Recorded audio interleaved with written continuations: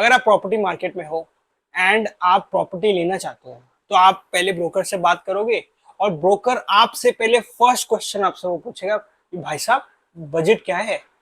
तो यही इंपॉर्टेंट है क्योंकि मैंने ये देखा है कि लोग अपना बजट 80% ऑफ द टाइम अपना बजट मिस जज करते हैं। या तो वो ओवर एस्टिमेट करते हैं या उसको अंडर एस्टिमेट करते हैं एंड कुछ रैंडम नंबर अपने मन से बोल लेते हैं जो which they are comfortable with. Let's say 50 lakh rupees, 60, 75, 1 crore, 2 crore, 3 crore. तो उस नंबर्स के बीच में क्या बेसिस है ये लोगों को नहीं पता होता है। तो वो उस राइट फ्रेमवर्क की मैं आज आपसे बात करूंगा बिकॉज मैं हूं सिद्धांत Virmani and I am your real estate clarity giver. आज ये क्लैरिटी का टॉपिक मैं आपके साथ लेके आया हूँ, दैट इज बजट। सीधा सीधा मैं आपके साथ शुरुआत करूंगा how to set the right framework to set a budget. देखिए, अगर आप इन्फ्लुएंसर के आप बजट के उस पर चलोगे तो आप तो प्रॉपर्टी कभी खरीद ही नहीं पाओगे। क्या है वो 40-20-20 का रूल, समथिंग लाइक दैट। भाई आप उस रूल के साथ चलोगे आप कभी प्रॉपर्टी खरीद ही नहीं पाओगे, फॉरगेट अबाउट इट। बिकॉज वो कभी किसी टाइम पे चलता था, आज के टाइम पे वो यूज नहीं आता मेरे हिसाब से। तो आज राइट फ्रेमवर्क के साथ हम लोग शुरुआत करेंगे। पहले तो हमें को ये देखना है कि मैं कौन सी कैटेगरी में हूँ। क्या मेरे पास खुद की सेविंग्स है और उस पर लोन लेके मैं प्रॉपर्टी खरीदूंगा, या फिर मेरा कोई कुछ कहीं से बिका है, कोई इनहेरिटेंस मिल गई है या कुछ किसी ने दे दिया है मेरे को पैसे तो मैं उससे लूंगा। तो हमारे को ये सबसे पहले देखना है कि मैं कौन से ग्रुप में हूँ बिकॉज दोनों का अलग अलग स्ट्रैटेजी, दोनों की अलग अलग होगी खरीदने की। लेट्स से आप अर्न इनकम के साथ जा रहे हो, that is your own funds. कुछ आपके पास सेविंग्स होंगी प्लस आप उस पर लोन लेने वाले हो। तो लोन कैसे ले, सबसे पहले हम बात करते हैं लोन कैसे ले। आपको ये देखना है कि आपकी जो ग्रॉस सैलरी है, योर सीटीसी, आपका जो पैकेज है, उसको आप इनटू 5 ईयर्स से मल्टीप्लाई करिए, that is your loan taking capacity. For example कि अगर मैं 20 लाख रुपए कमाता हूं तो मेरी ग्रॉस सैलरी 20 लाख रुपए है, मैं इनटू 5 करूंगा उसका, that is 1 crore rupees, that is my loan taking capacity. Now इसमें एक और तड़का लगाते हैं कि अगर मेरी वाइफ है, वाइफ की इनकम मैं कैसे गिनूंगा। तो बहुत अच्छा, मैं आपको बहुत अच्छा मंत्र बताने वाला हूँ ताकि आप लाइफ की झिझक से बच जाएंगे। That is always take your wife income as half.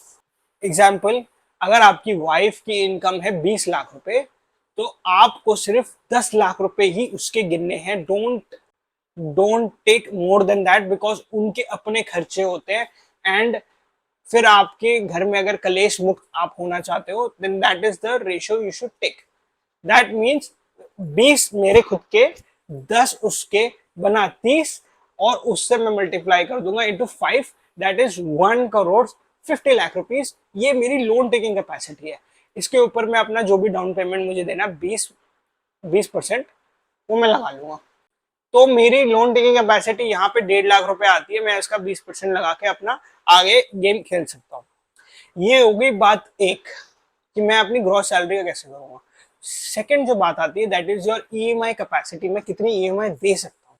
तो इसमें आपको सबसे पहले ये चेक करना है कि आपका जो अब इन हैंड जो आता है, आपको टेक होम जो सैलरी आपकी आती है, लेट्स से आपका 20 लाख का उस पर वो था, कट कटा के आपको कुछ 14 लाख रुपए मिल रहा है। तो मैं आपको अभी बात करूंगा ईएमआई की। सबसे बड़ी ये बात है ईएमआई की, मैं ईएमआई कितना दे सकता हूँ अपने उसका। मेरे को अगर ग्रॉस सैलरी का हमने देख लिया मेरी लोन टेकिंग कैपेसिटी इतनी है तो मैं ईएमआई कितने दे सकता हूँ मैक्सिमम।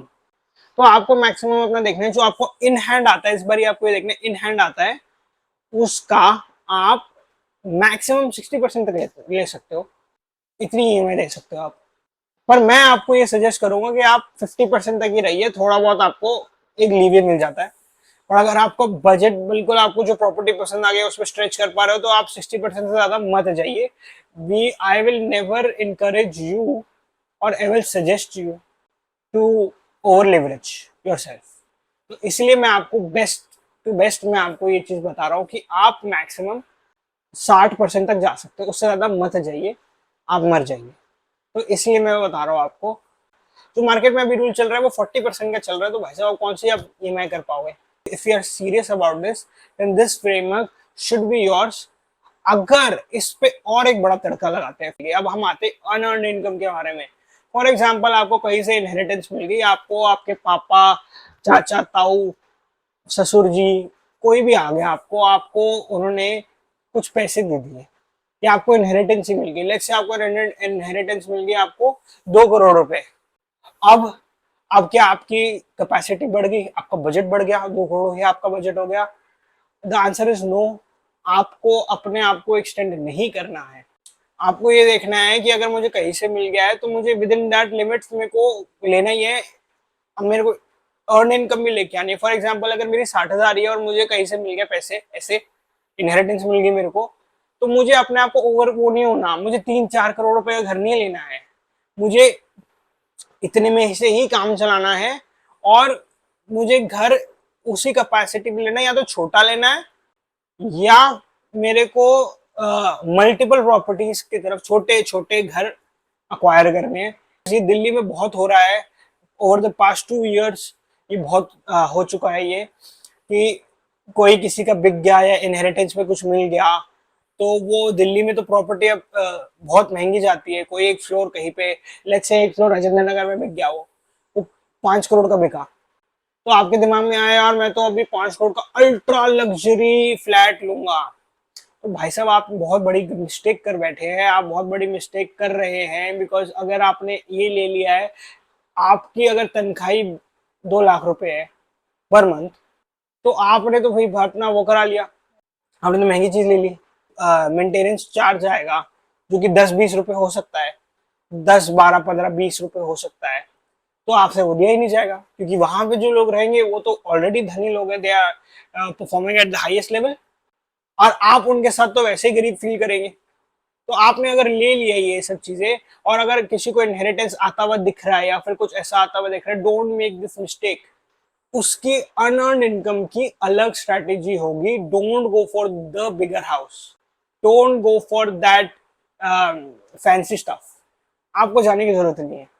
तो इसलिए मैं आपको ये बताऊंगा कि अगर आपके पास ये सिचुएशन आ रही है, तो it is better to be within this limits.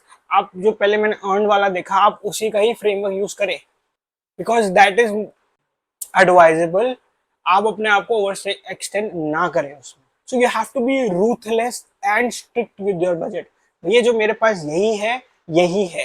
क्या होता है ना यार, हम लोग प्रॉपर्टी देखने जाते हैं, जितना हमारा बजट होता है उसमें तो कुछ समझ नहीं आता चीज, और जो उसके ऊपर वाली लग रही होती है, जैसे अगर मेरा बजट 1.5 करोड़ का है, तो मैं उस पे अगर 1.80 पे मेरे को चीज पसंद आ रही है, और ये 1.5 वाला 1.80 चलो ठीक है, सेविंग्स वगैरह मिला के मैं अगर कर सकता हूँ तो ले लूंगा, बट 1.80 से 2 पे नहीं जा सकते, इससे ज्यादा नहीं कर सकते।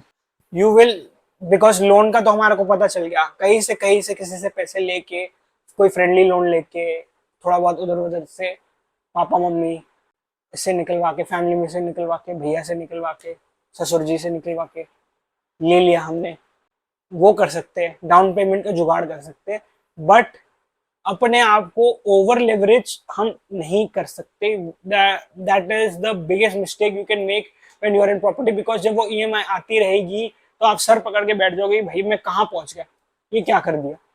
तो आपको ये चीज समझनी है, बिकॉज आगे बहुत खर्चे आएंगे, प्रॉपर्टी ओनिंग के भी एक अपने खर्चे होते हैं, which you have to C.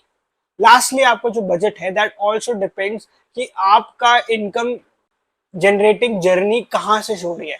For example, अगर आप अर्ली 30s में है, या आप लेट 50s में है, लेट 50s में तो आपकी दुकान तो जल्दी बंद होने वाली है। अगर आप अर्ली 30s में है, तो you can take more risk, you can get into multiple properties. आप बहुत सारी छोटी छोटी प्रॉपर्टीज ले सकते हैं। अगर आप 3 BHK लेने जा रहे हैं, तो आप 2 BHK और एक 1 BHK कहीं और ले सकते हैं, ताकि वो आपको वो जो चीज है वो कैश बना के देती रहे, और वो over the period of time आपको कैश प्लस हो जाए।